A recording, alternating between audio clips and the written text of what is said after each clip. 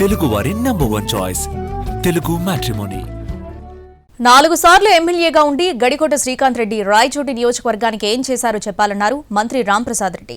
రాయచోటిలో జరిగిన అభివృద్ధిపై చర్చించేందుకు తాను సిద్ధమని శ్రీకాంత్ రెడ్డి కౌంటర్ ఇచ్చారు.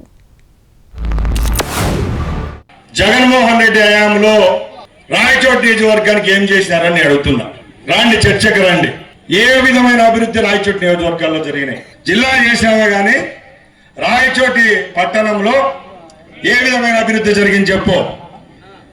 ఎస్పీ ఇల్లు బాడిగిల్లు, ఆర్టీఓ ఆఫీస్ బాడిగిల్లు, కలెక్టర్ ఇల్లు బాడిగిల్లు, ఆర్టీఓ ఇల్లు బాడిగిల్లు. అభివృద్ధి అనేటువంటిది చేయాలనుకున్నప్పుడు, అభివృద్ధి అనేటువంటిది చూపించాలనుకున్నప్పుడు దమ్ములు ఛాలెంజ్లు ఎందుకు?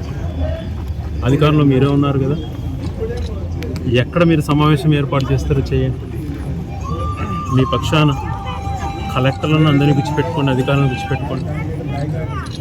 నేను ఒక్కనే వస్తాను. ఏం చేశానో నేను 5 సంవత్సరాలు అనేది నేను చెప్పగలుగుతాను. 18 నెలల్లో ఏం జరిగిందని మీరు చెప్పండి.